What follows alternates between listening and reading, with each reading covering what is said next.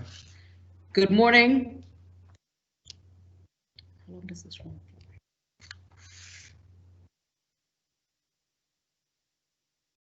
Are we done? Good morning and welcome to the Pan-African MSME Academy launch. The theme for our morning and for this particular event is 100,000 MSMEs by 2021. I'd like to give you a quick background of why we are all gathered here this morning. My name is Caroline Mutoko and I'm your moderator for this event. It's actually an honor and a pleasure. I want to say a special welcome to the CS for Industrialization, Betty Minor, for honoring us with her presence this morning. But first, allow me to give you a background on who we are. The African Union Development Agency, AUDA-NEPAD, is the technical agency and development anchor in the continent for the African Union. Now, AUDA-NEPAD launched the 100,000 MSME initiative, aiming at creating an unprecedented multi-sector partnership to help the micro, small and medium enterprises across the continent. The initiative is made of 3 programs: an MSME Academy, which is what we're launching today, an MSME financing support program in conjunction with strategic partners like ourselves, EcoBank, an MSME marketplace, all underpinned by a digital platform. With the current challenging times, it is necessary. The project will position MSMEs for sustainable growth as emerge through and post COVID-19 crises. As far as I'm concerned, we are in post-COVID. However, it is very important that I let you know who is hosting you today, and that would be EcoBank. I'd like to also toot our horn because 5 days ago, we won the Award for Innovation in Financial Services in 2020 from the Africa Banker magazine. So we're the right people and you're with the right people. Not just that, but we have the greatest footprint of any bank in Africa, serving customers in 33 countries, the largest footprint in West, Central, East, and Southern Africa. Okay, ladies and gentlemen, enough of me tooting my horn and that of EcoBank. I want to say a special welcome to our partners for this morning, AUDA-NEPAD, the Ministry of Industrialization, Trade and Enterprise and Development in Kenya, the NEPAD AAPRM Kenya. Of course, this morning we're joined by media in Kenya. And I want to say a welcome na karibuni sana to KBC Radio Taifa and Radio Maisha and various professionals and membership bodies in Kenya. Mnaotusikiliza kwenye KBC Radio Taifa na Radio Maisha, nataka mjue presenter wenyu atakuwa ana translate vile mimi nasema, kwa sababu Kiswahili changu ni kibaya sana na nikiongea mtakaa mkipiga mayowe, kwa hivyo tusifanye hivyo. I also once again really want to say a warm welcome to CS Betty Minor for honoring our invitation. I need to open the academy, so I'm going to give you some academy rules because class is in session. All speakers should keep their microphones on mute unless, of course, they're presenting. Only speakers making presentations should keep their videos on. The Q&A session is very important to all of us. I will ask you, as each speaker starts, by all means, do use the chat function on Teams to ask questions. The way I'd like you to do it is, if the question is for the CS, say CS, and then ask your question. If the question is for Mr. Muturi, do the same. The experts will also address your questions in the chat segment as they come up. But more importantly, remember, when we are done with this session, we will make sure that every single question is not just answered, but is sent to everybody who is participating today. We want to thank everybody who's tuned in on 102.7 FM on Radio Maisha and 92.9 FM Radio Taifa, who are broadcasting this webinar live. Now, if you are the sort of person who'd rather be online, you can catch the live streaming on EcoBank Facebook and YouTube pages. It will be at EcoBank Kenya. I am going to quickly begin to take you through our program today so that you know where we're at and what to expect. Our first speaker will obviously let us know what the lay of the land is, and that will be Mr. Amin Idris Adum. Now, he'll give you the overview of the MSME Academy and the outcomes of research. He'll be followed by Mr. Humphrey Muturi, who will give you the dynamics in Kenya of the MSME market. After that, we will hear from the CS, and she will tell us what government's role in supporting MSMEs is, including in the COVID-19 crises. After that, we will of course talk about just-in-time digitization of MSMEs. You need to stay for this because I found just the highlights very interesting. It is my job to know before you know. So you'll be talking about products and services, and then of course we will take your questions, after which I will go back to Mr. Amin, who will give us the next steps for the program, and then finally a vote of thanks. This academy is officially open. Therefore, I'd like to introduce our first speaker. Mr. Amin Idris Adum is the Director, Program Delivery and Coordination of AUDA-NEPAD. Now, Mr. Amin's role involves coordinating the African Union Development Agency, the delivery programs, the Coordination Directorate to drive and accelerate quality implementation and delivery of programs in infrastructure, energy, environmental sustainability, trade and industry, education, human capital development, innovation, and technology. The man has a big docket, but he has a very charming smile and a very engaging voice, and he'll be telling you the overview of the MSME Academy and the outcomes of the research. Ladies and gentlemen, Amin Idris Adum. Good morning, everyone. Thank you, Moderator Caroline. Good morning, Excellency CS. Good morning, everyone, colleagues from AUDA-NEPAD and colleagues as well from EcoBank. And of course, welcome to all the participants to our first webinar on African Union Development Agency, MSME, launched with the partnership of EcoBank, actually for Kenya. Thanks. Now, why MSME is a question actually that we should all ask. And there are many reasons. We have done a thorough research to understand why we should invest into MSMEs in this continent. If you look at the number today, there are about 95 million to 100 million micro, small, and medium enterprises across the continent. At least that's the one that we could identify. And there are probably more, in fact. And we did not add it actually on that list, on that statistics, what we call farmers. Because if you add farmers directly, we may be even much more.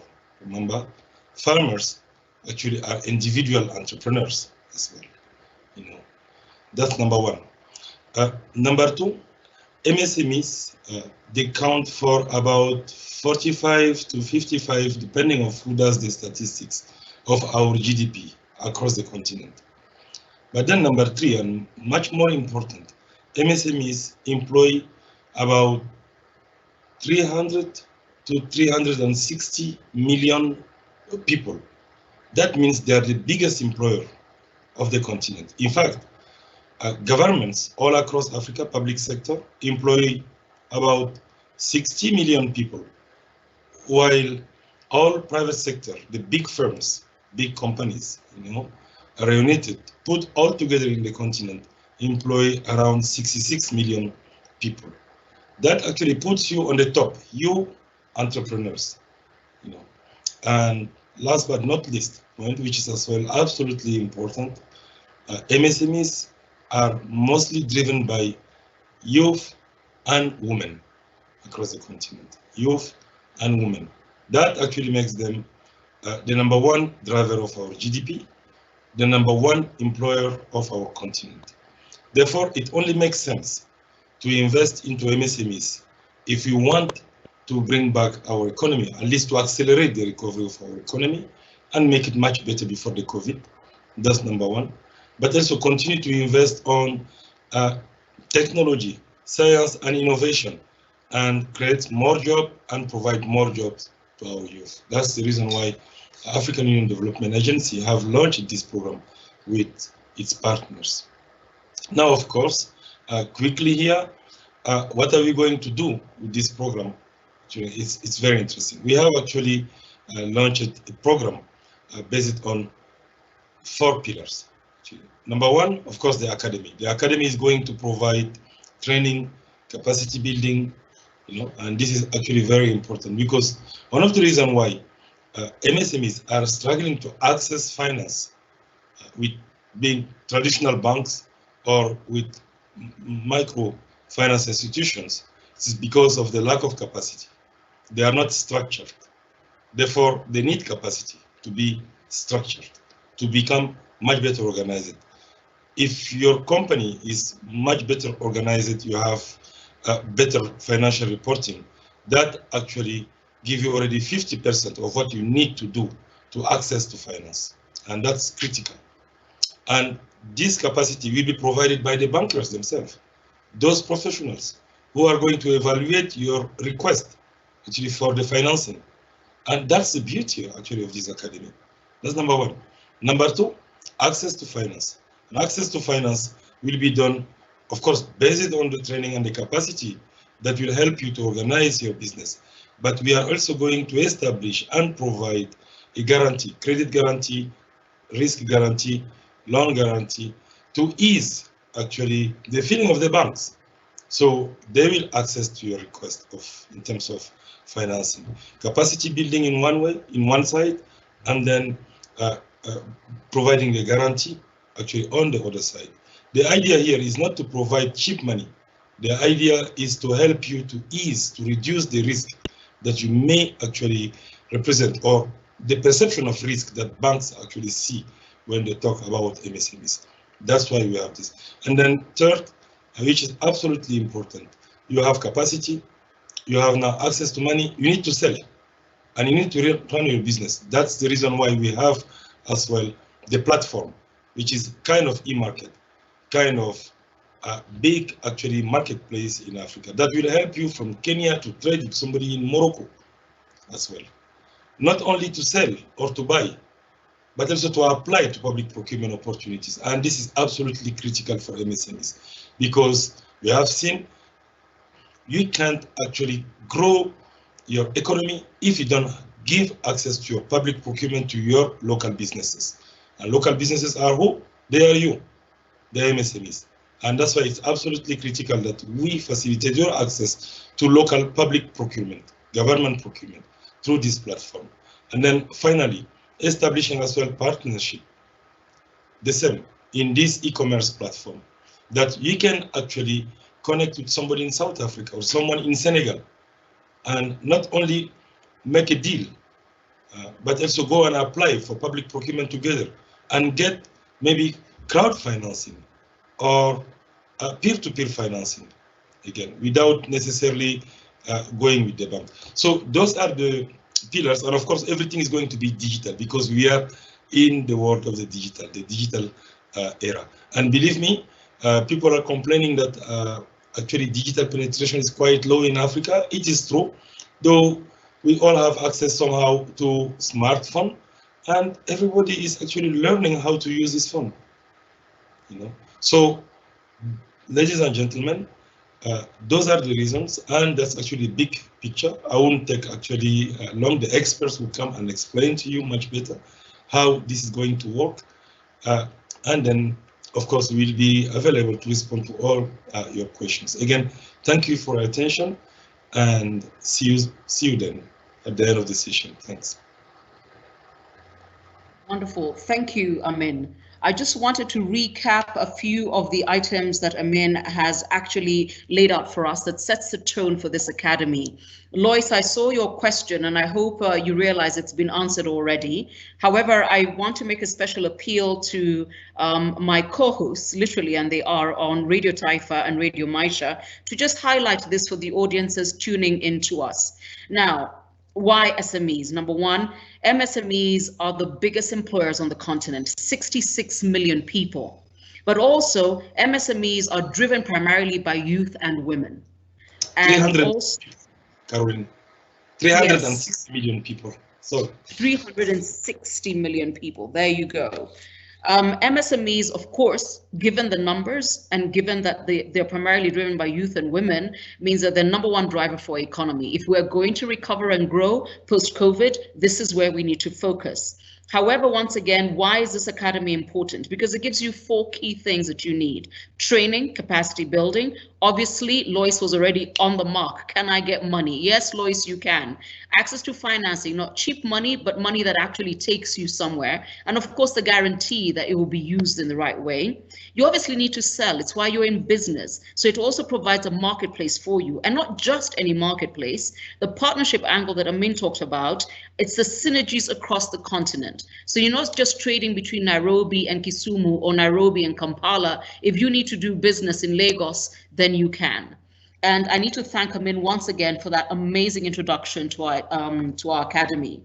Our next speaker is a lady who we share an alumni, but I'll explain in a moment. Ms. Jess Chonzi is the IFC Principal Investment Officer for the financial institutions in East Africa. She's an investment banker and is a member of the World Bank Group. Her current role as Principal Investment Officer in East Africa, Jess is part of the team supporting financial institutions, increasing the availability and affordability of financial services to the banking sector. You'd be amazed. Yes, bankers need money too. And Jess is a Pan-African financial markets specialist with over 20 years working experience across the continent. She holds a global executive MBA from ISA Business School. I did not go to business school, but I did go to ISMM. And she's a keen reader and avid learner who also enjoys outdoor activities like hiking and is passionate about mentoring and coaching women. Ladies and gentlemen, our next speaker, Ms. Jess Chonzi. Ma'am, over to you. Thank you so much, Caroline. I hope you can still hear me. And good morning, ladies and gentlemen. Thank you for having me here. I'm briefly going to discuss how MSMEs can access funding opportunities from financial institutions or the general banking sector. So the first question really is to ask ourselves, what have been the difficulties for MSMEs in terms of accessing bank loans here in Kenya? So despite having businesses that generate income and provide over 70% of employment in developing countries, access to financial services for MSMEs really remains severely constrained, and hence it restricts the business growth. We are, as indicated earlier, in unprecedented times in our global economy with the COVID-19 pandemic. And in addition to keeping yourselves and your families healthy, you're also concerned about your business and your financial livelihood. To do so, borrowing money may become part of your survival strategy. And to do so, financial institutions need to have sufficient verifiable information to help them assess your business adequately, such that they fully understand the risk that they are taking by lending you money. So information asymmetry remains a big challenge as banks really struggle to access and assess the relevant businesses and get the necessary comfort that they need to take the additional risk. Secondly, the number two is a number of small business owners find that the loan application process is quite complex and tedious, and some give up during or before completing the process. There's definitely a need to reduce the complexity involved in loan applications, as well as find alternative ways of evaluating an application's creditworthiness, and also help the small business owners to compile the required documentation. This will go a long way in helping a lot more entrepreneurs to actually access the formal lines of credit that are available in our market. There's also a general lack of adequate or sufficient collateral. A number of the MSME owners really struggle to provide the collateral that is acceptable to financial institutions. Some banks have been working with development finance partners to see how best to mitigate some of this risk through risk-sharing facilities or credit enhancement or guarantee facilities, for example. And another issue that normally comes up is there's a general tenor mismatch. Usually this happens when the borrower is looking for a specific time frame in which to utilize the funds, and the bank is also only able to provide a different period. So for instance, the MSME might be looking to purchase equipment and might need maybe a 5 to 7 year facility, but the bank is not able to provide such long dated structures. And this might be driven from the bank side by their internal risk appetite. It could be an issue of the products that they have, or it also could be an issue of the funding structure, as well as the perceived risk of the entity that is applying for the loan.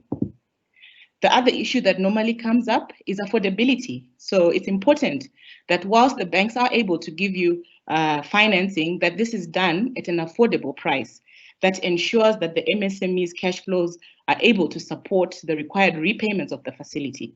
And availability of affordable debt in MSMEs also remains a key challenge, and it is important that this is available to help them to grow and to expand. We also see that there's a limited specialized MSME insurance products available. The small businesses face many business and external risks that can affect their survival and longevity. And there is an opportunity in the market to create insurance products that are able to actually bundle both personal and business insurance at reasonable prices and be made available to MSMEs. These are just some of the impediments to accessing financing to MSMEs, and the industry is also evolving in an effort to actually address some of these. It is a journey, we note, and most of us can attest that we are seeing more product innovation now than in previous years, ranging from traditional lending products to the digital solutions we currently see. So it brings me to the next part. What are some of these products that are available in our market at the moment? So several financial institutions can actually provide both secured and unsecured facilities. And these can either be short-term funding, and to some extent, some medium to long-term funding is available for capital expenditure.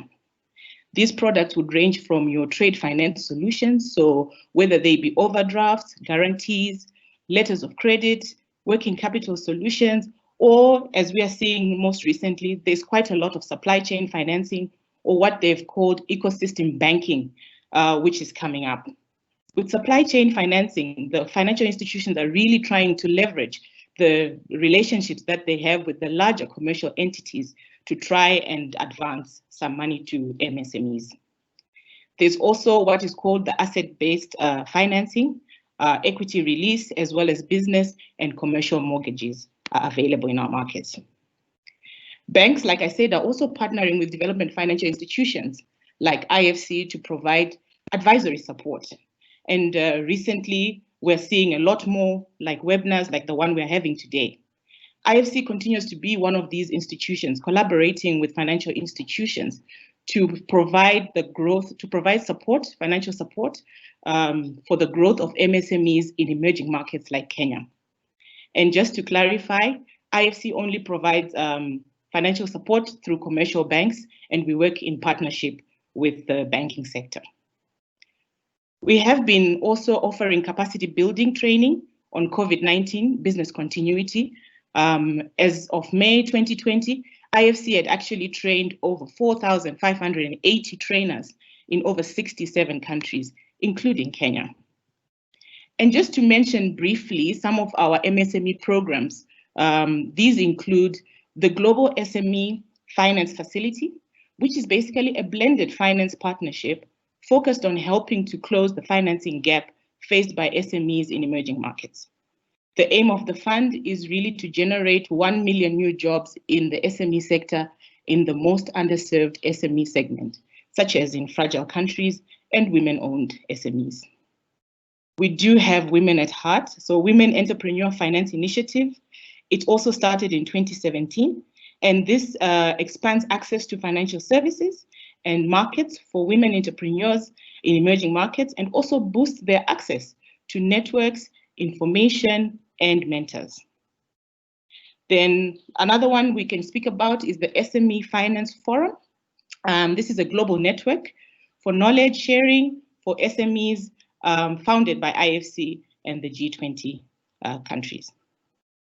So another question really is, how quickly have the banks been able to extend credit to MSMEs, especially during this pandemic? So what I can say and what we have seen is Kenya's banking sector announced numerous interventions to provide the much needed financial support to customers that were severely impacted by the pandemic. So several banks have been offering their clients loan repayment holidays. Some are deferring monthly interest payments. There's also an extension of tenors, as well as waiving of some of the transaction charges. And this has been part of the sectorial intervention measures to support businesses, especially during this difficult time. COVID-19 pandemic has affected many businesses due to whether it's lockdowns or disruptions in transport and logistics as well. And IFC is providing support to both banks, is providing both financial, and non-financial support to enhance their capacity to continue supporting small businesses to maintain operations and sustain jobs.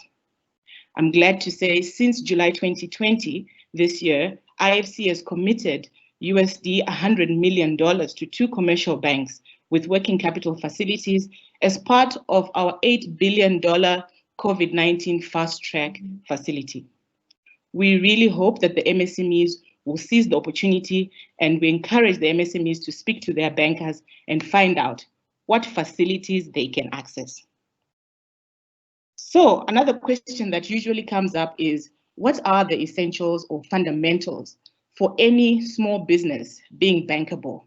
So what is it that I need to do to get started before approaching a financial institution, you might ask? So many MSMEs need to formalize their businesses. So create an audit trail for your business. There's a general reluctance by some of the SMEs to actually formalize. So informality actually prohibits access to markets and really limits the access to financing that you can have. It's also important that you actually keep proper financial records. So many businesses are unable to produce the necessary documentation required by financial institutions to access the bankability and approve the application. The ability of the MSMEs to keep and to generate financial records would definitely increase access to finance and financial services. There's also the need to actually separate our business accounts from our personal accounts. So a lot of MSMEs have tended to use their personal accounts for business transactions.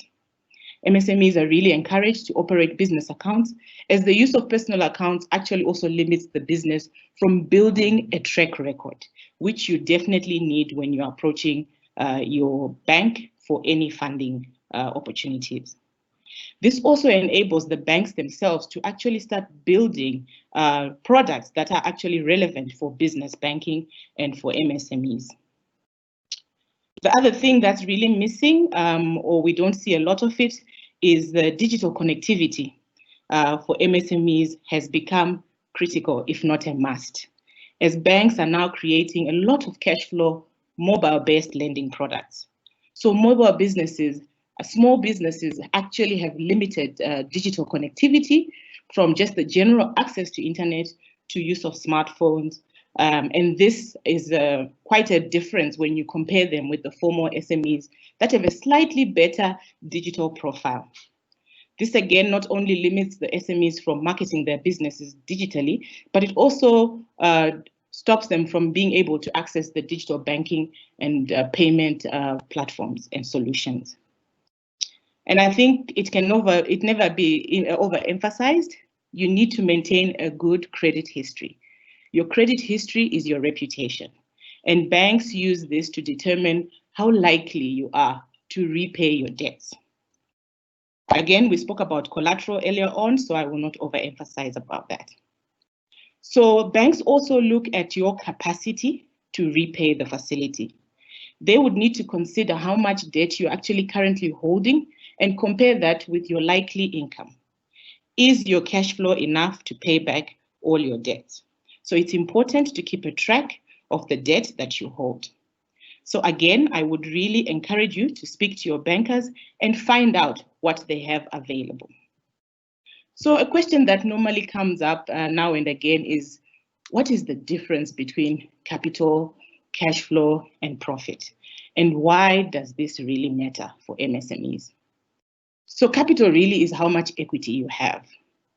The more you have invested in the business, the more confidence the bank has that you're committed to the business and to doing the right thing with the loan money. Profit, on the other hand, is the money that you have left over once you have paid all your expenses. It is the surplus generated by the business after paying everything else that is of all the operational or total expenses. So more sales does not necessarily mean a larger profit. This is because you still have to pay for the goods that you have sold. Maybe they've been financed via a facility or a loan that will still need to be repaid. More sales might actually have required more personnel, or they've been upfront costs that will need to be recovered after the sales. Or you may have actually had to offer very deep discounts to actually be able to sell more and to actually sell much faster. So profit differs from the cash that you have. Cash is the tangible money in your hand at any given time, whilst profit is calculated at the end of a given trading period. So more cash on hand does not necessarily mean larger profits. And sometimes our MSMEs really run in the risk of utilizing the cash that they have as if it was already the profit that they've made. So in conclusion, really, I would like to say that Kenya has made significant strides in attempting to resolve access to financing for MSMEs. The right conversations are happening. Product innovation is ongoing. The banking sector continues to partner with various other stakeholders with keen interest in solving the challenges witnessed by this sector, including IFC. Financial institutions can actually help small businesses to understand and navigate the market fluctuations and proactively design financing for the changing economic environment. It is also critical that these MSMEs access the knowledge that banks can provide to make their businesses better as well as bankable. So different MSME segments have different requirements, and financial institutions will need to continue to be more innovative where product development is concerned to address the needs of their clients, hence maximizing their relevance and effectiveness. Finally, there's always a need for increased awareness to actively and effectively communicate the various financing and capacity building solutions available in the market. Thank you, Caroline. I'll stop here for now. That was wonderful. I took notes until I could take none, no more. I just wanted to say, you know, in a normal forum, we'll probably have given you a standing ovation. I'd like to let all our participants know, and if you're just joining us, good morning and welcome, that a recording of this webinar will be available to you.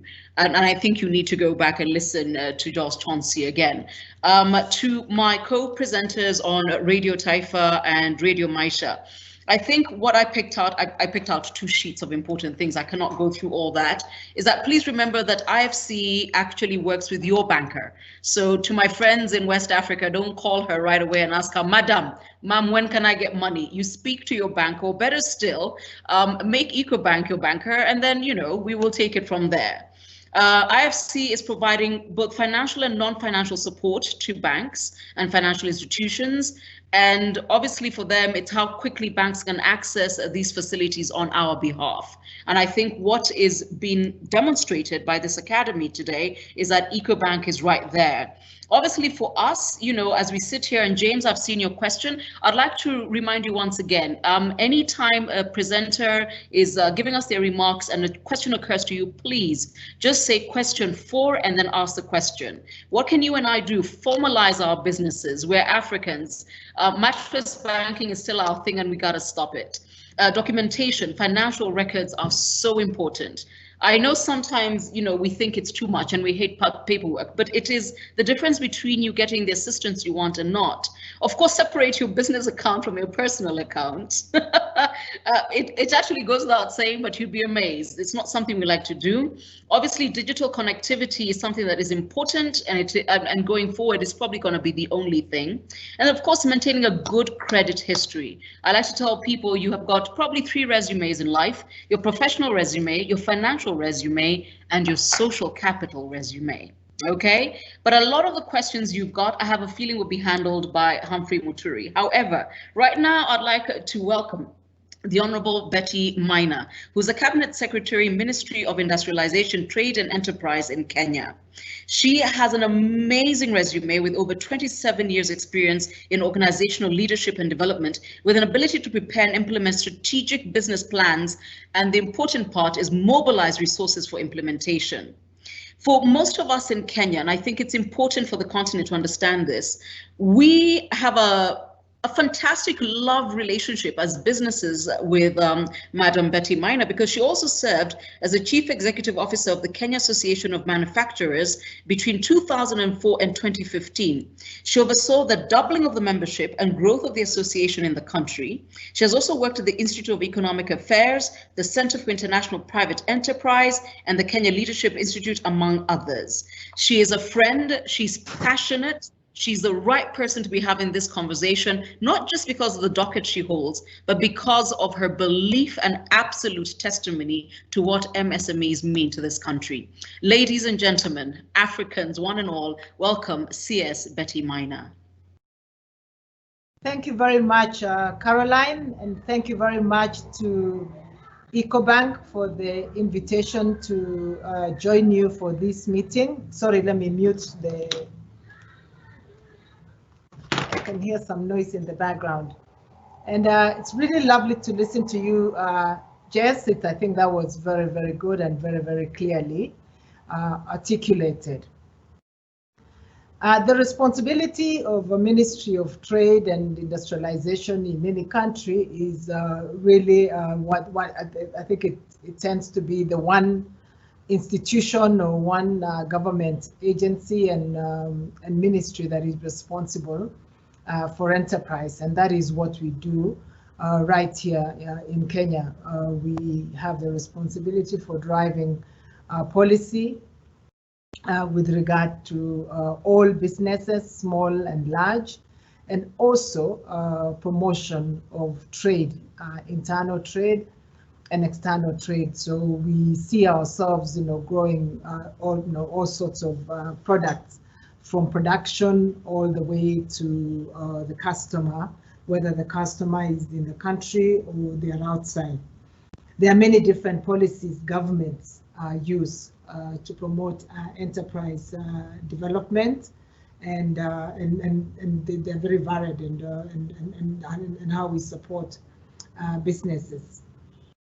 Now we recognize, and as has been stated at the beginning, SMEs make up a very large percentage of the business ecosystem within, or the business framework in any country.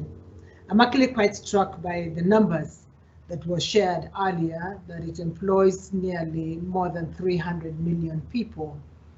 There was a report from the Africa Development Bank several years ago that said that the middle class in Africa is also more than 300 million. So basically, a third of our people are employed by SMEs and MSMEs, and that shows the significance of this sector.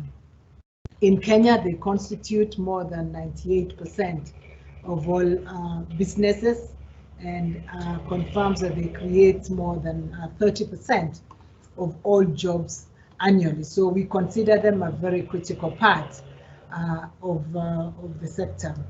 A lot of SMEs in Kenya are involved in wholesale and retail, which is a very large part, but they're also involved in other sectors like manufacturing and services.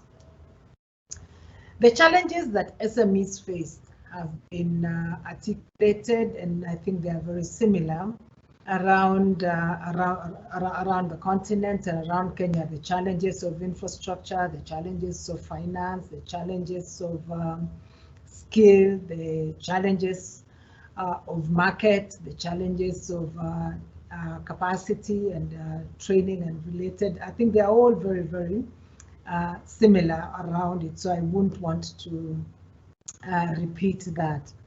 I've been asked to speak about what governments have been doing, or this government in Kenya has been doing to support SMEs in the context of COVID. And COVID has been with us now for 6 months. I was speaking to a friend earlier this morning, and I guess seeing the amount of traffic on the road, seeing the amount of activities, we must have all decided that we can't sit at home and wait it out. We're going to have to live with COVID.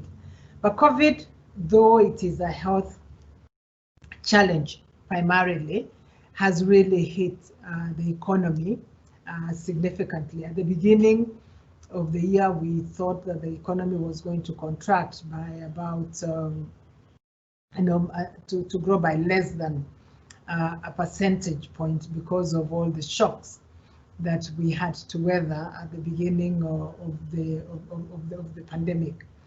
That number has since been revised to, and we've seen some growth actually, about now predicting growth of about 4.6% this year. So there's been a bit of a bounce back.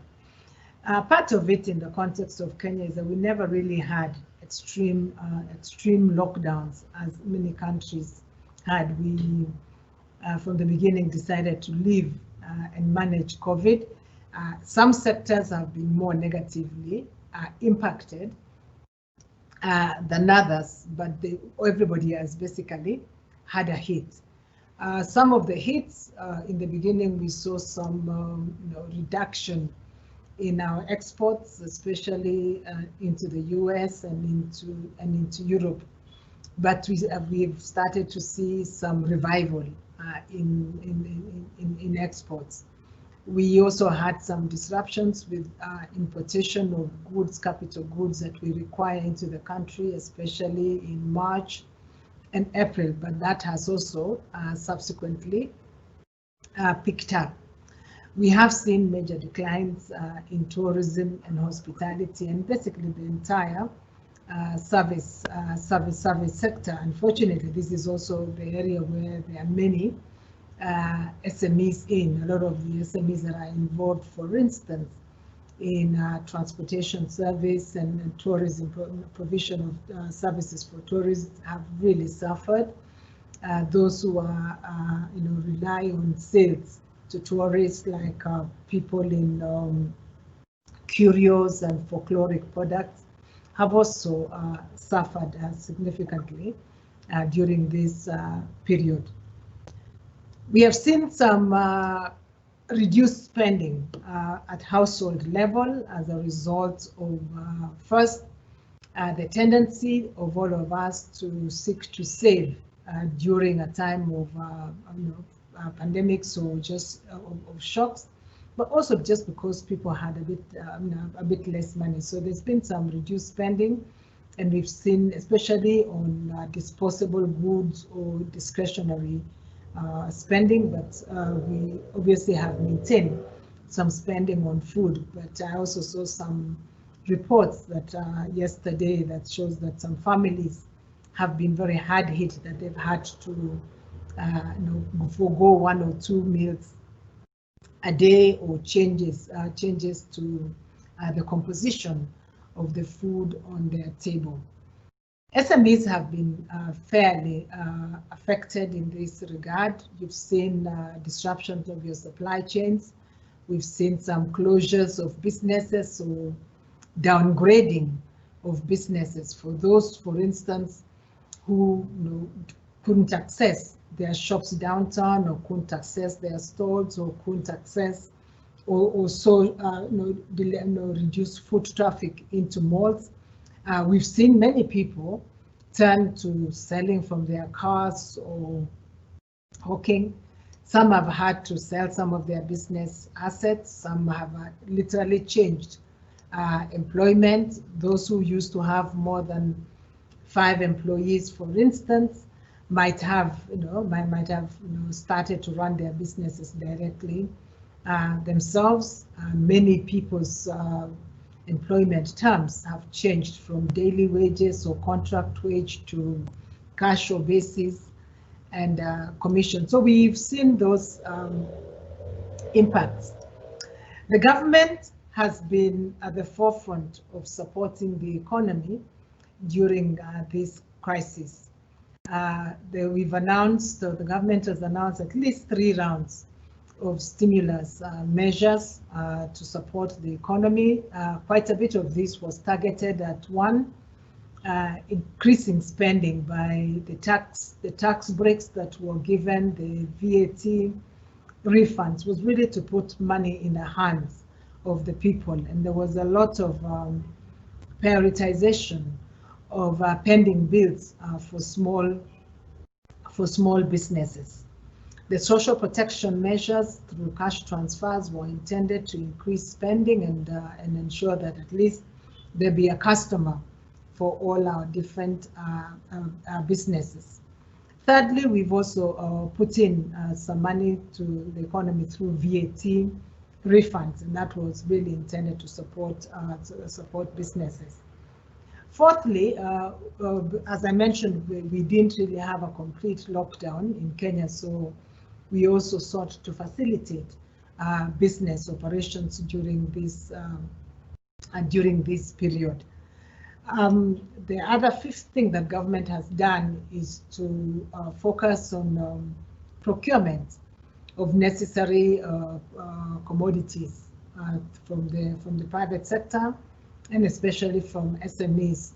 Many Kenyans will be very familiar by the number of SMEs who have been involved in masks production and PPE production, and that has been very, very widespread across the country. It hasn't just been focused on Nairobi alone, but it has been something that has been widespread, and a lot of county governments have continued to buy from their small and medium enterprises.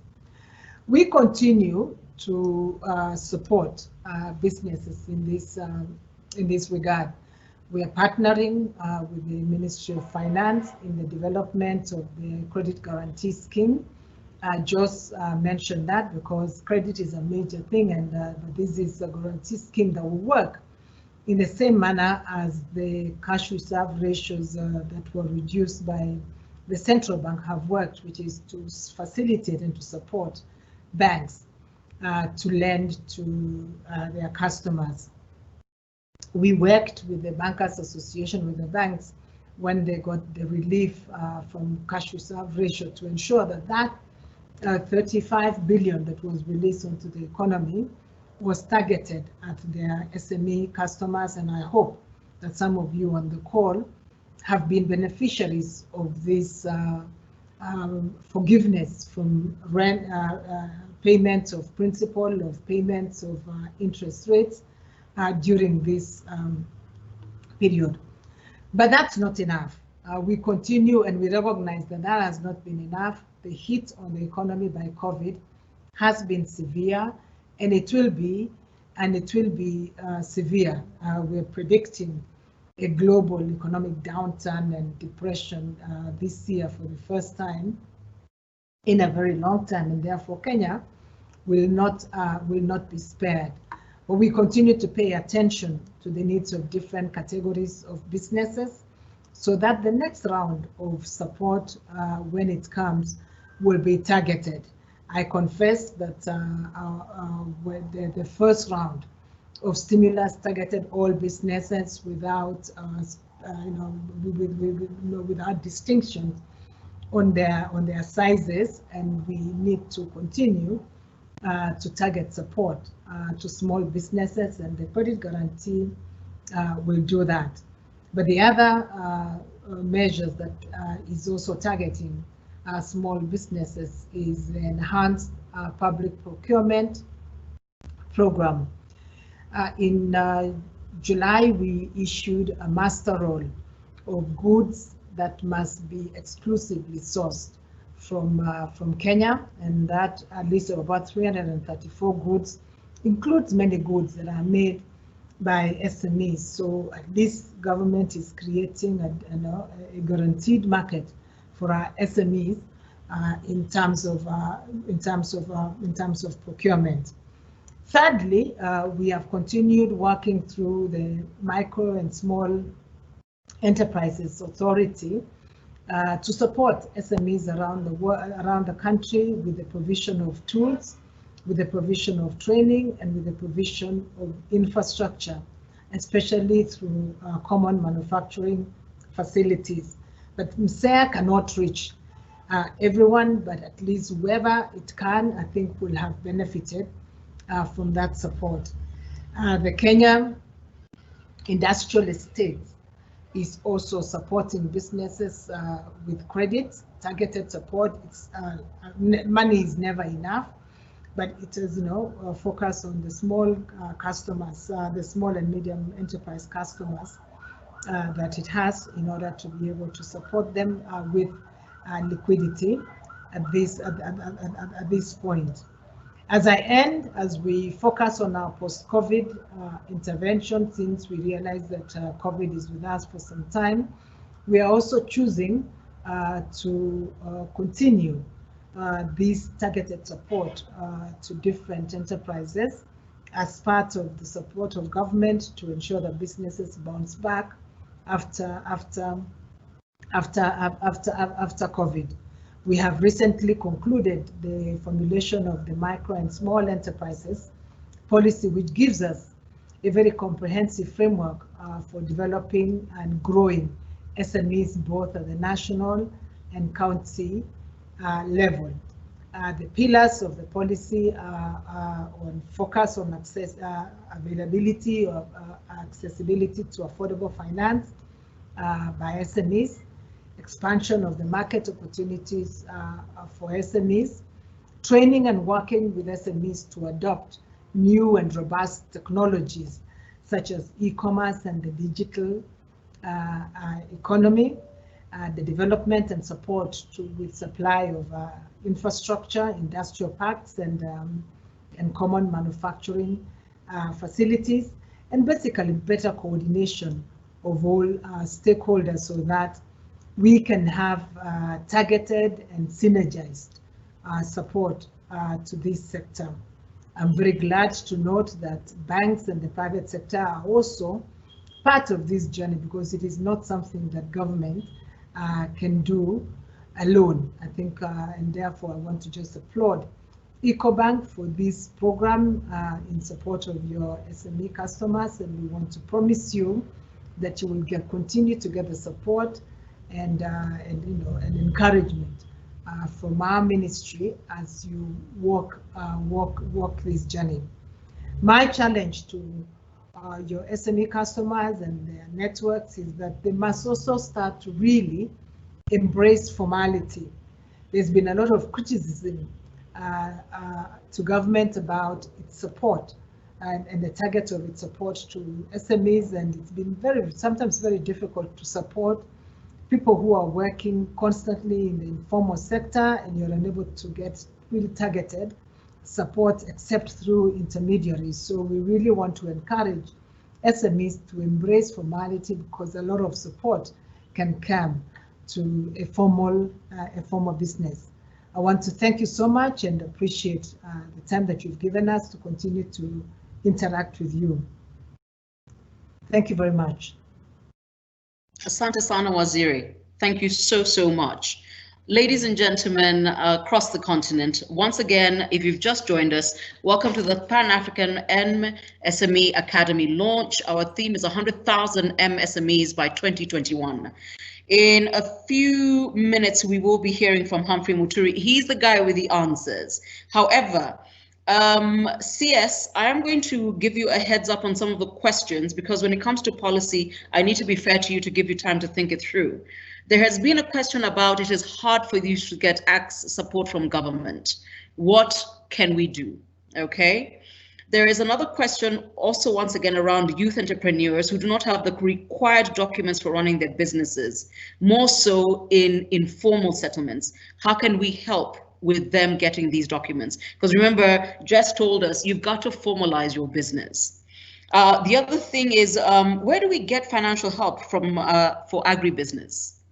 And Waziri, obviously, and I've seen this repeated several times, a lot of Kenyans and I think Africans believe that compliance is punished.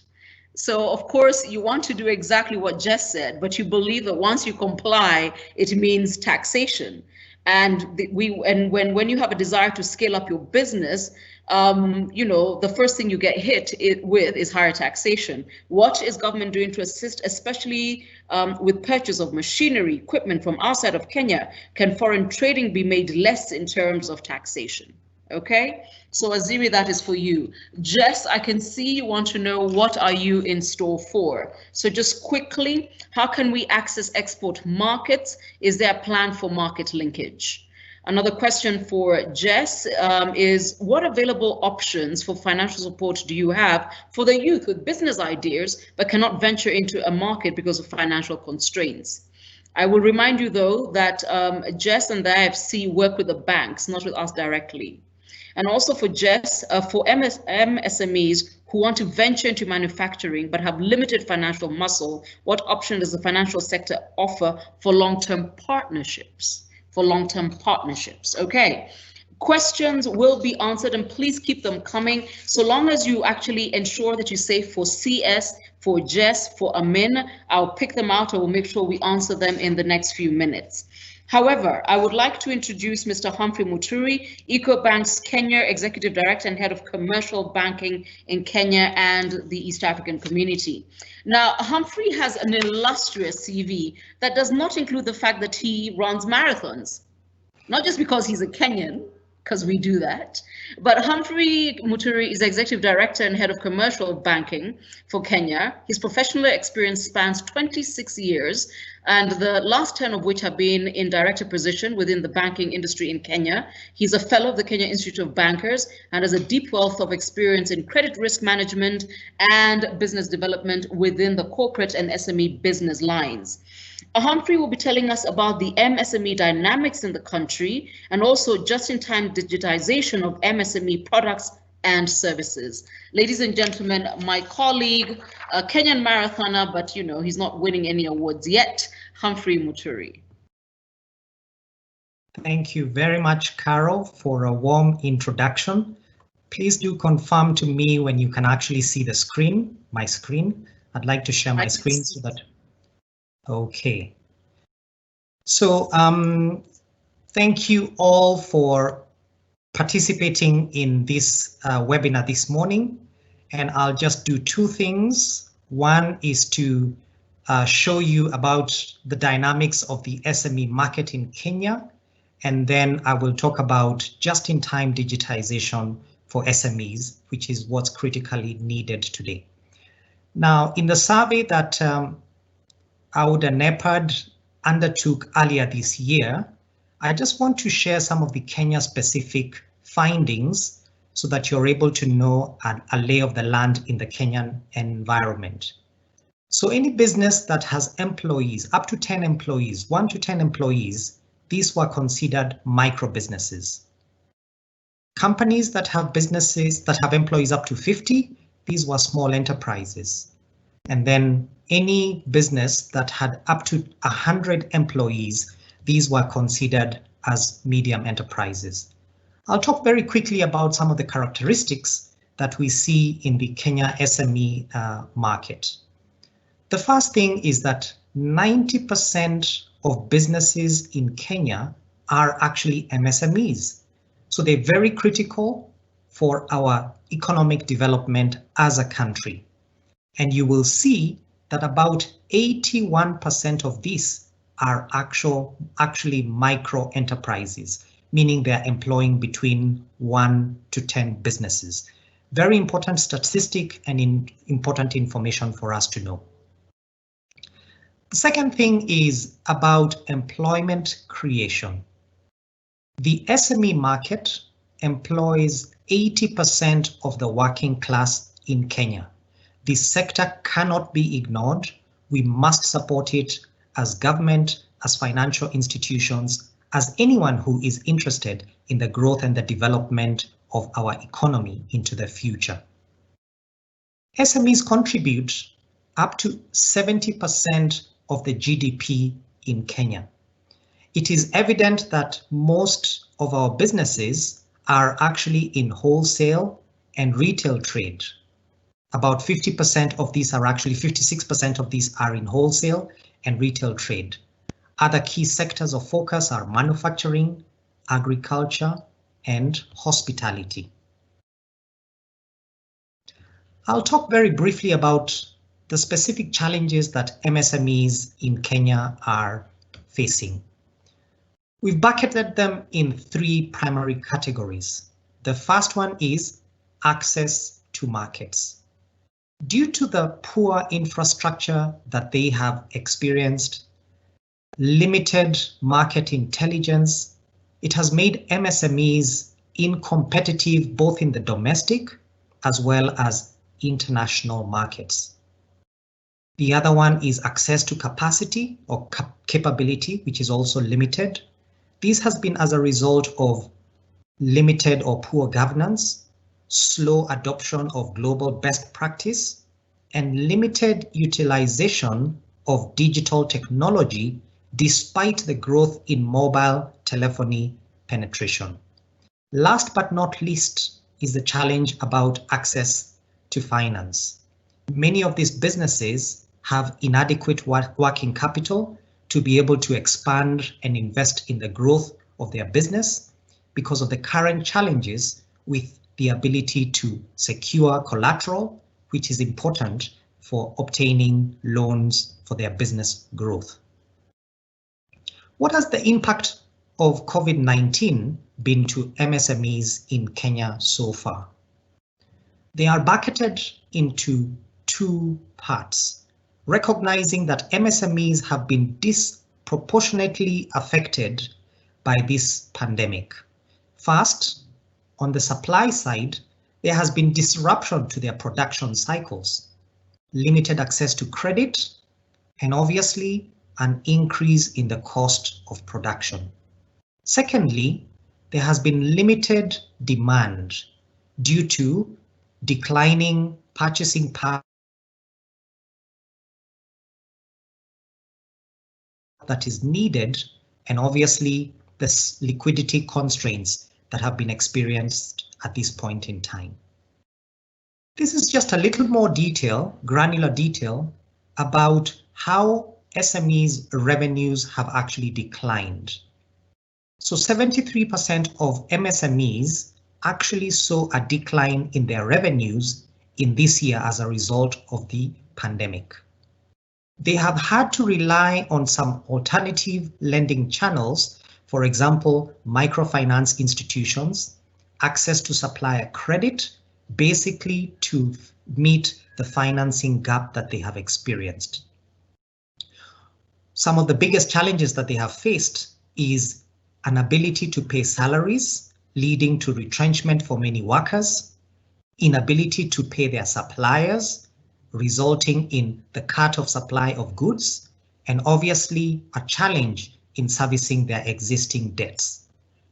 So only 5% of SMEs have actually received sufficient financial support during this period. So what are the interventions that banks in Kenya, including EcoBank, have had in response to this particular pandemic? I'll capture them in two broad pillars. First is a non-financial support. So banks gave significant amounts of dollars, being donations to government, to help fight this virus. Secondly, we've organized several webinars like this one, which are designed to educate MSMEs on health precautions to flatten the curve. We've also provided innovative contactless payments, for example, the QR code, as well as online banking solutions, which customers can now use to be able to transact. On the financial side, as alluded to earlier by Jess and also by our CS, several interventions have been availed by banks. The first of which is negotiated repayment holidays for SMEs. We have also waived digital banking charges, and obviously we've continued to provide working capital support to MSMEs in this period. So that's the dynamic of the land. So very, very important for us then to look at the just-in-time digital solutions that we as EcoBank have provided to our customers to be able to grow, and to you as MSMEs, you can benefit from this. What is the opportunity? If you look at the demographics in Africa, we have 1.3 billion people. This population is growing by 2% every year. More than 50% of them are under 25 years. It is expected that within the next 25 years, this population will have doubled. However, there continues to be a significant financing gap that runs to almost $150 million, and this has got to be addressed. We already say that MSMEs constitute 90% of businesses in Africa. This also talks about the digital penetration within our economies, financial transactions happening within our economies. If I focus on the sub-Saharan Africa, which is where Kenya is, you can see only 25% of transactions are actually done via digital transactions. It therefore creates a 75% opportunity to migrate transactions from cash to digital. So why are we talking about digital in this era? First, very few customers ask for digital payments. Many businesses still use cash and paper. Suppliers also tend to prefer cash.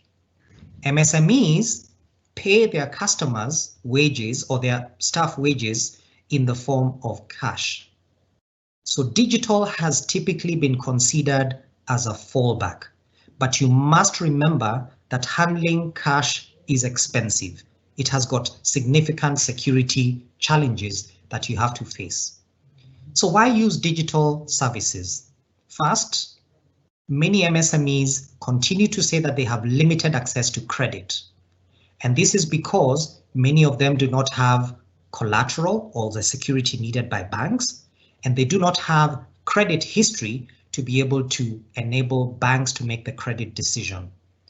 What has been their response at the moment? Many of them have gone to loan sharks. They've gone to their family and friends for purposes of accessing credit, and some have been able to access supplier credit.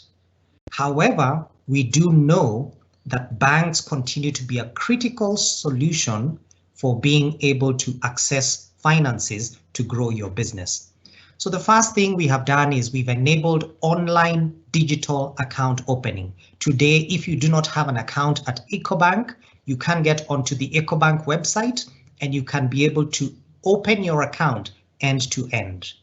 You can access a facility that we call merchant cash advance. Jess talked about this earlier, where we rely on the digital history that you have used using some of our payment platforms, for example, the quick response code. This is based on your monthly collections and revenues as is captured in your financial statements on the digital platforms. So how do we receive as MSMEs, how do we receive this cash flow support to banks, from banks? We've talked about the challenge about record keeping, because many SMEs today still rely on a gut feel and instinct to assess the well-being of their business. If you come to EcoBank, you will be able to create a digital history using our EcoBank Pay platform, which is the QR code we talked about. You can use our point of sale terminals as well as mobile money for your payments. You can pay your salaries and your wages using our OmniLite platform. Using these tools will effectively help you generate records which allow the bank of your choice, EcoBank, to be able to advance credit to you. Last but not least, I want to talk to you about a very exciting partnership that we have with Google. With Google, we have provided a free platform for SMEs to be visible. They are able to stand out by being registered online, such that when your customers search on the web for a business like a restaurant or a hair salon or a curio shop or whatever it is that you do, your business can automatically pop up. You will be able to engage with your customers and you will receive insights as to what customers are actually looking for from a business like yours. Why don't you talk to us and benefit from these superior benefits that you can get from EcoBank? Carol, back to you. Humphrey, wonderful. Oh, thank you ever so much. I was I was actually going back through Jess's presentation, and I realized a lot of the things she had advocated that we do, you have the answers to. Ladies and gentlemen, I know you've got questions. Heaven knows I've been writing nonstop. I am going to go through each speaker, and I'm going to start with the CS. Of course, my time is limited because we've gone over a little, and I will ask the CS 3 questions, one pretty short, and the other 2, I guess, because they keep repeating themselves, I'll come up with. CS Minor. A number of youth entrepreneurs do not have the required documents for running their businesses, more so in informal settlements. How do they go about getting documentation? I'm happy to deal with somebody who wants to formalize their business, because Jess advocated for that and Humphrey needs it as well. The other question I want to answer, can I just list all 3 of them for you? Yeah, so. Yes. Where do we get financial help for an agribusiness idea? I'd already put that to you. And the last one is taxation in Kenya hits SMEs very hard. When they desire to scale up their businesses, of course, the first thing they hit with is taxes. What is the government doing to assist, especially with the purchase of machinery / equipment from outside of Kenya? And can foreign trading be made less in terms of taxation? So those 3. Okay. Thank you very much. I'm actually excited by your first question because the person wants to formalize. And I think in order to get that, a lot of what you require will actually be available at the business registration desk at Huduma Center. You can register your business at an Huduma Center, and you will get the guidance there. So please visit your nearest Huduma Center. If not, please, if you're not assisted there, or if it is not sufficient, you could always write us, whether it's by email or by text, and the Micro and Small Enterprises Authority will be able to help. Secondly, but I think we really need to encourage more small businesses to become formal. So business registration is really quite easy. These days, you can even register on eCitizen. So there are many different, ways of registering your business. Financial help for agribusiness is just like any other sector. Many small, microfinance institutions will actually support you. Your SACCOs will support you. Your bank. I'm sure Humphrey will confirm that EcoBank also supports agribusiness. So I think a lot depends on just the business proposition before you. The government funds and the little funds, maybe through the youth fund, the women's fund, are also available for those who get into agribusiness. So there is really no distinction. KIE can support and supports businesses in agribusiness. I visited a miller that they had supported. I visited a dairy processor that they have supported. So it is possible to get this support from these financial institutions. Thirdly, compliance and taxation. There is a belief that the more formal you become, the more tax, you will be subject to greater tax. But I think that's where you require the help, and maybe the challenge to EcoBank and other institutions, including some amongst ourselves, is to also assist businesses with tax planning. When Josie went through the guidance to SMEs and separations of capital and profit, it's actually quite critical to get your numbers in place, because you might become liable to taxes yet because you haven't presented your numbers very well. But having said that, we all have a duty as Kenyans to pay taxes. We all have a duty as citizens to pay taxes. I think it's just that there's a lot of professional help to help you work and identify the taxes, the due taxes that don't that is sort of is not overburdening to you. Equipment access from outside the country. It's hard to give a general answer to that because it depends on the specific circumstances and the specific equipment that you require. But capital goods, when you choose to import capital goods, they actually come at zero duty. So there's very little taxation on capital goods. There might be some VAT, but most capital goods don't attract duty.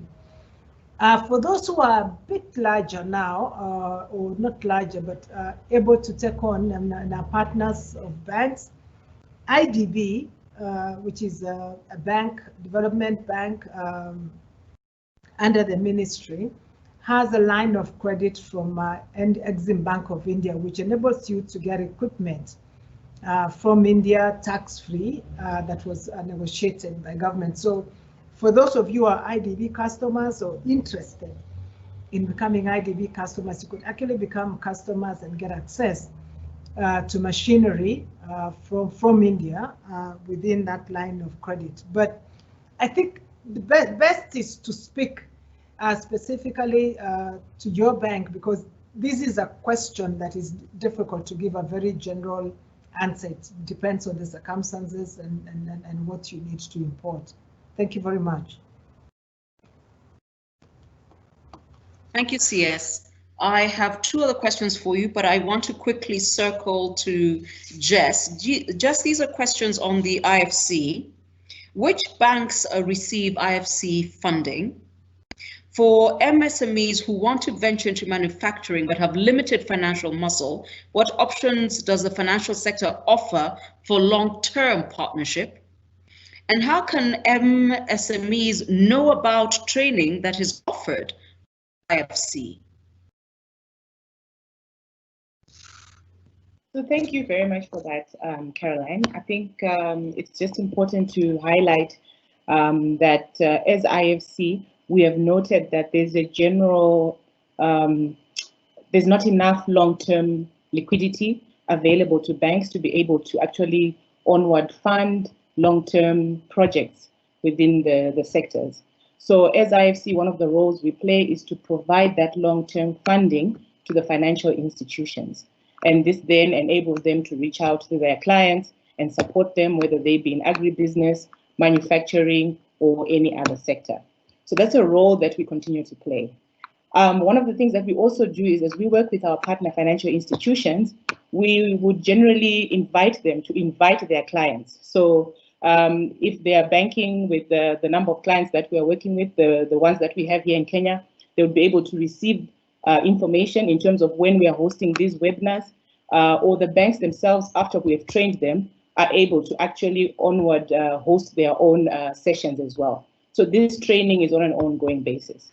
But the beauty about it is IFC's website is open to all, so feel free to visit it and just have a look at some of the stuff that we are doing.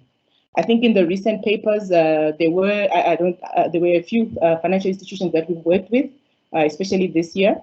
But I must hasten to say it would be unfair to mention them on this platform. But we are always happy to ask the financial institutions themselves to just spread the word and just ask their clients to be onboarded onto the webinars that we'll be hosting now and again. And then you had asked me a question on manufacturing. I just wanted to highlight that, IFC provides equity and debt financing solutions to commercially viable private sector or private businesses in manufacturing, as well as agribusiness, forestry, consumer, and social services.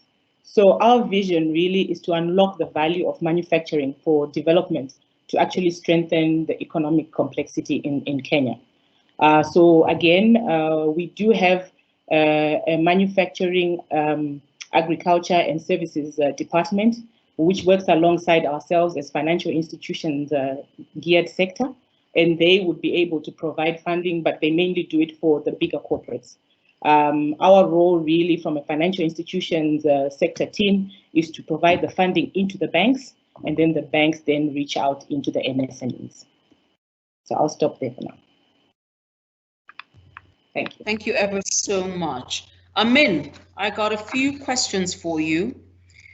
First question, it's a very key question. It's from the Micro and Small Enterprises Federation Chairman in Kenya, Matthew Ochieng. He says, just clarify, are we dealing with SMEs, MSEs, or MSMEs? I think our academy is well themed. However, he wants to know, how can the MSEs be funded as a recognized, legalized sector instead of funds meant for MSEs ending up with SMEs? Okay, that's a key question. So they want to be funded as a recognized sector on their own. Is that even possible?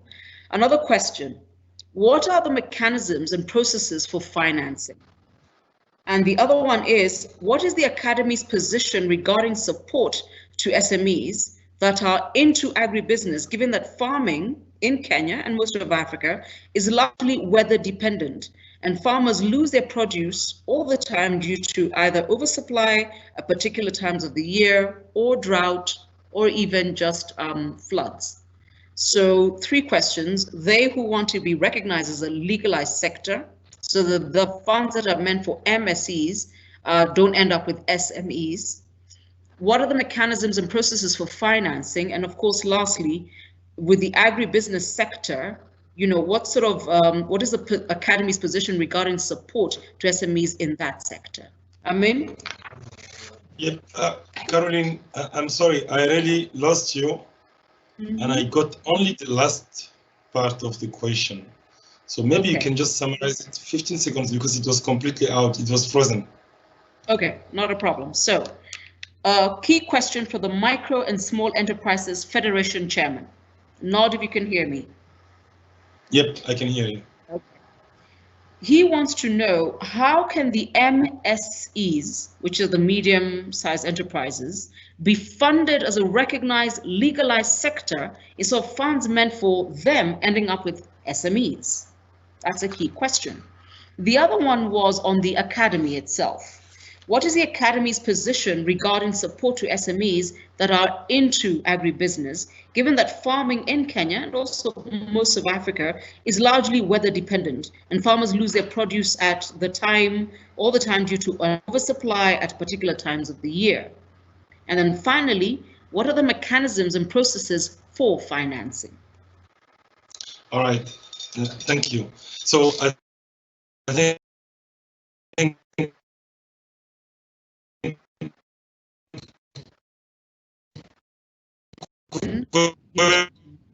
I mean, I can't hear you.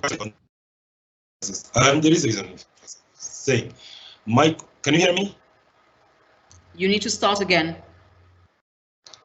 Yes, I said, number one, about MSMEs. Our focus actually is really on micro, small, and medium enterprises.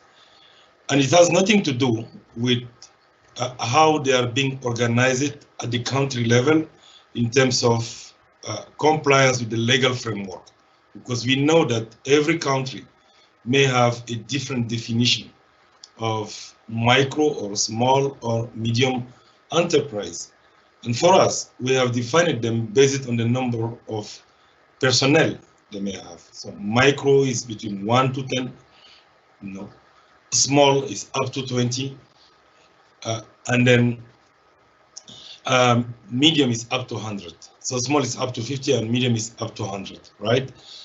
So that's our focus. And everyone who thinks that his or her business is micro or medium or micro, small or medium, they will work with us and we will continue to provide the capacity that they need. So there is no really problem, at least on the side of the academy, of who are we going to work with. The only ones that we are not going to support are what we call the big companies, because they don't need our support. Beyond 100 people, you don't need actually our support. You are big enough to work directly with banks, you know, and other financial institutions.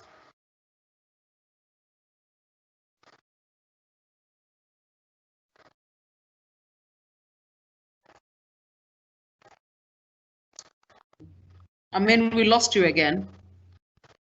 Amin, we lost the agriculture, technical and cash.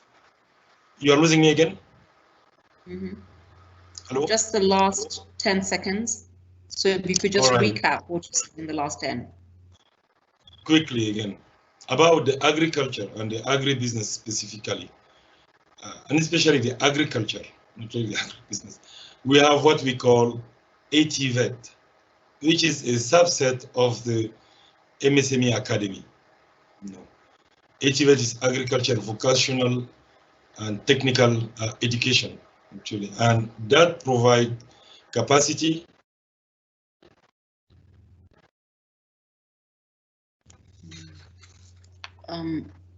I mean, we do have a challenge hearing you. It's actually network. And the way they are you losing me again? Losing you again.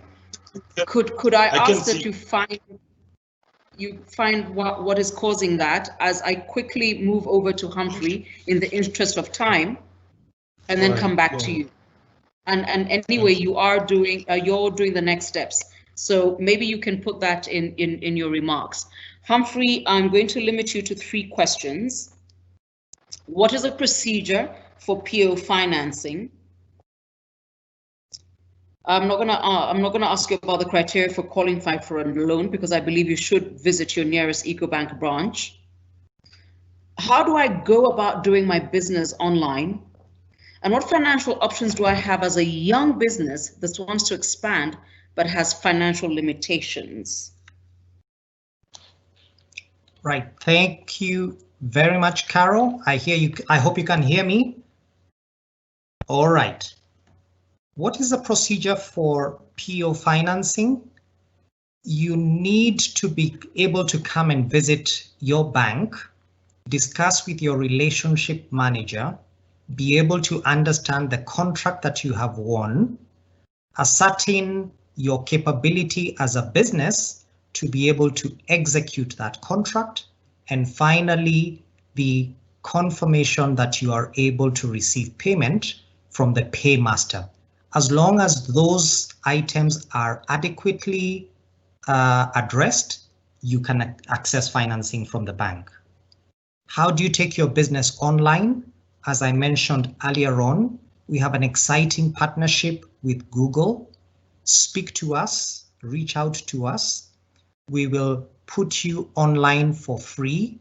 You will have access to a platform where you can actually search on the web and your business will show up automatically as in terms of location and what goods you actually offer to your customers. It's called Google My Business, offered for free in partnership with EcoBank and Google. A young entrepreneur who's having challenges with growth and access to financing. As I talked about this earlier on, the beginning of this is being able to create financial history. Many small businesses, many micro businesses have not created the financial history. When you use some of our platforms, that digital history becomes the basis for which we can make credit analysis. You may not require audited accounts because your business may not be of that size. You may not even have collateral, but because we've been able to understand your business using the credit history that you have generated online, then we can actually provide you credit to be able to grow your business. Thank you, Caroline.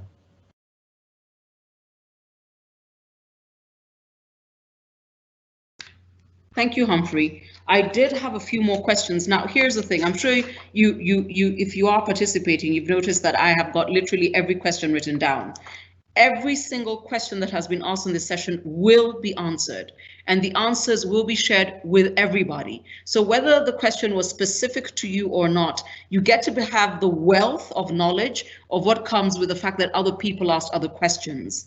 On the issues of taxation, and a lot of them are very core to Kenya, I would like to ask that EcoBank actually have a different webinar on, a lot of the tax issues that have emerged in the in our last budget, because it is unfair as an African bank that we're sitting here having a conversation about ourselves.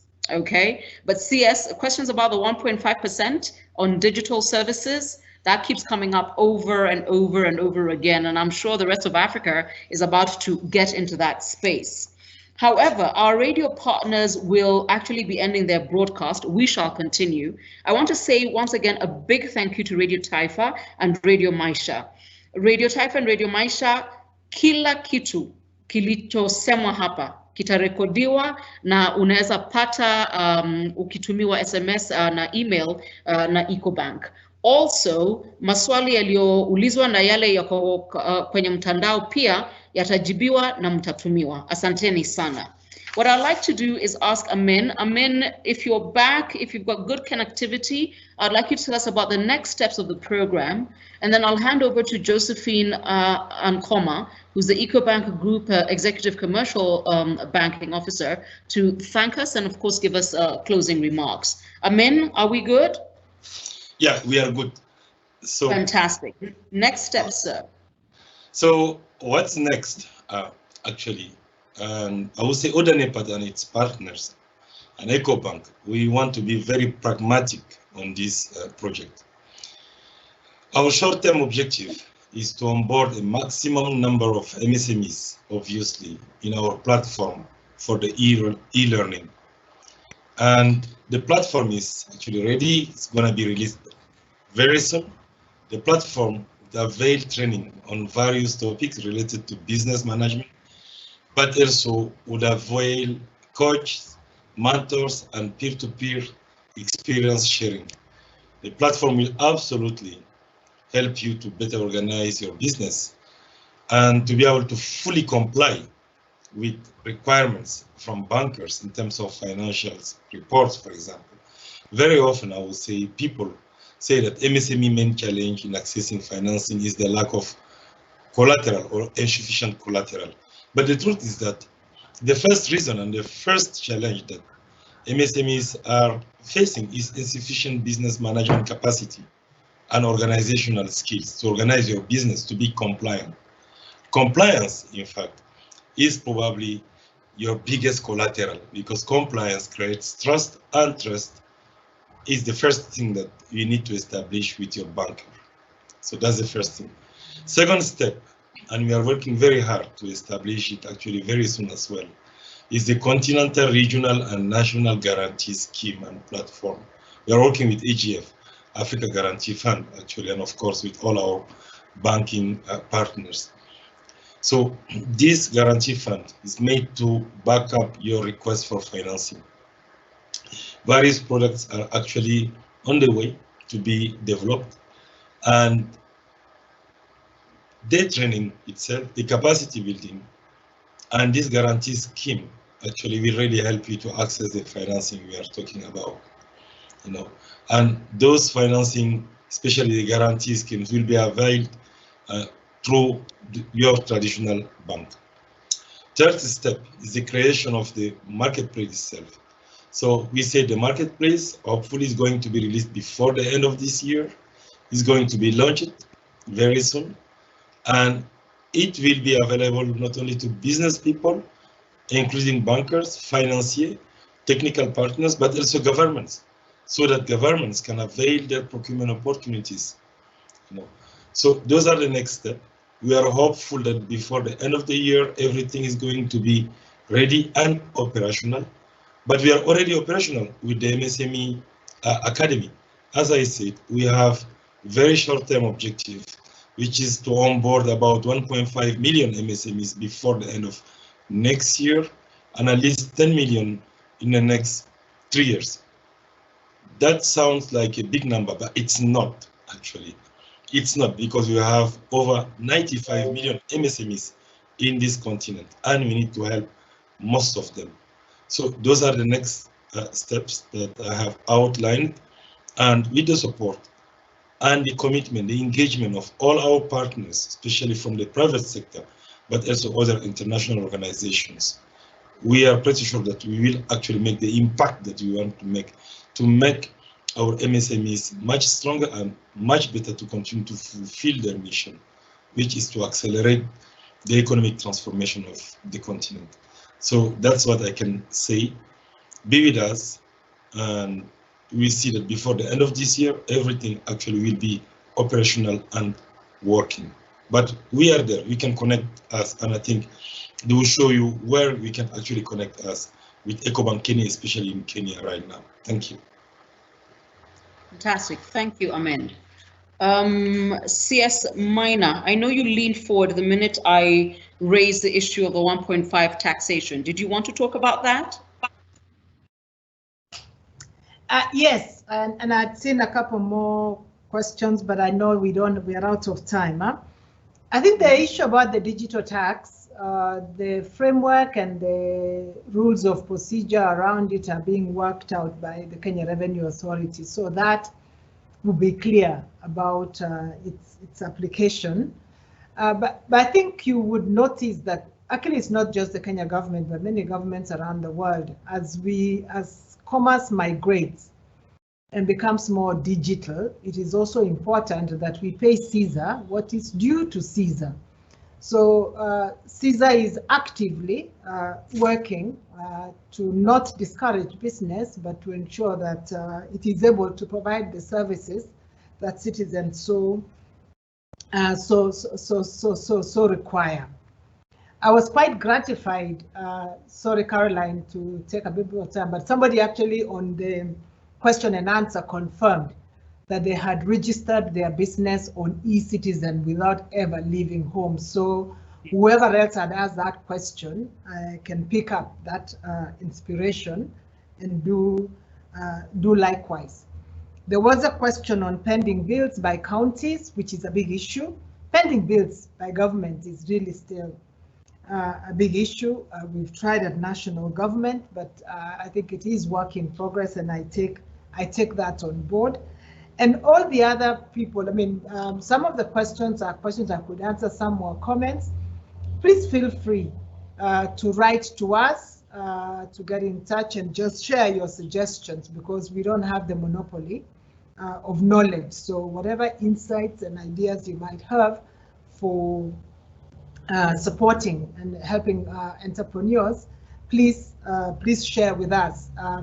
These questions, if there are some specific to government, once we put off the screen, we won't have access, but I invite the team at EcoBank to share it with us so that we can provide it as, as an FAQ. Thank you. Yes, rest assured that every question that was directed at you will be sent to you. Rest assured. And then, of course, everybody who was mailed and was part of this conversation will get access to those answers from EcoBank. Jess, I need you to answer this one really quickly. IFC/World Bank has many catalytic, funds in Kenya, including Uwezo, Women and Youth Funds.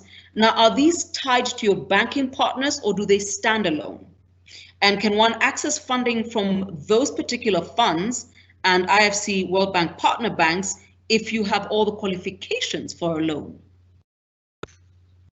So I think, Caroline, thank you for that. As highlighted earlier, our partnership, especially for this MSME segment, is mainly through the banks. So we do need to operationalize everything via your financial institutions. So I would really say reach out to them and ask and find out. And also use our website to check if there's anything that you need. But in the meantime, what we'll do is we'll respond via the frequently asked question after this session, if there's anything in particular that we can direct them to. Super, thank you, Jess. Ladies and gentlemen, as I bring this academy and the launch of the academy to a close, I'd like to ask Josephine Ankoma, who is the EcoBank Group Executive Commercial Banking in commercial banking. She's well respected internationally as a banker who has for the last 3 decades, madam, you don't look it, played various roles in treasury management, strategy implementation, investment and commercial banking. Her job is probably the best of all. Her closing remarks and of course, a vote of thanks. Thank you so much, Caroline. It's been a morning of great lessons, and I'm extremely delighted to have been part of the launch of the MSME Academy in Kenya.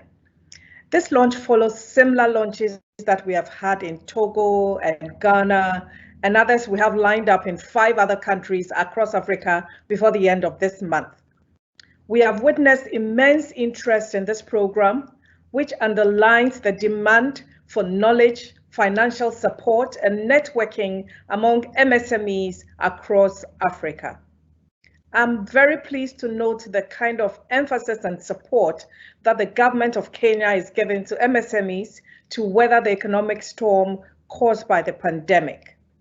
I wish to thank you, Honorable Betty Minor, Cabinet Secretary, Ministry of Industrialization, Trade and Enterprise Development, for honoring our invitation and taking time to explain to us how Kenya is supporting MSMEs during this rather difficult period.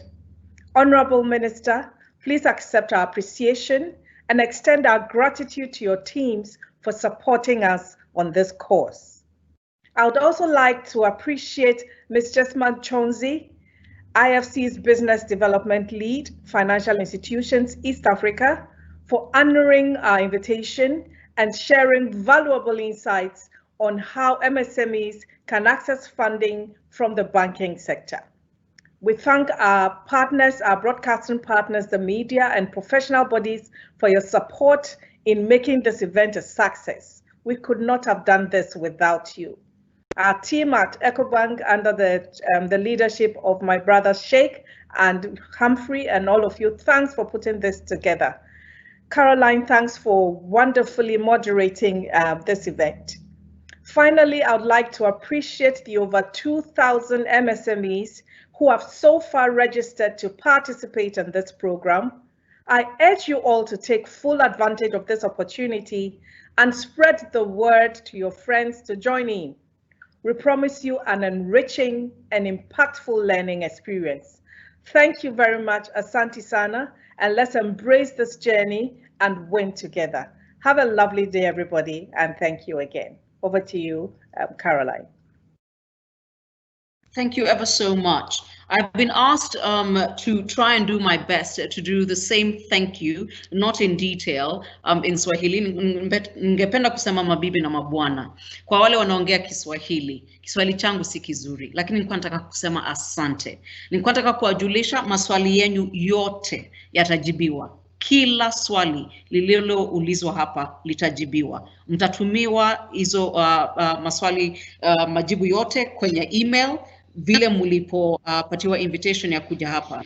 Na pia ningependa kuwajulisha, ikiwa kuna swali lako binafsi unataka lijibiwe, tafadhali tafuta branch ya EcoBank iliyo karibu nawe na uongee na manager ama agent aliko hapo.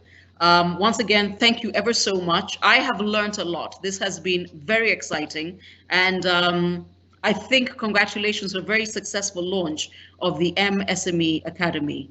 Thank you ever so much. Well done, EcoBank. Goodbye.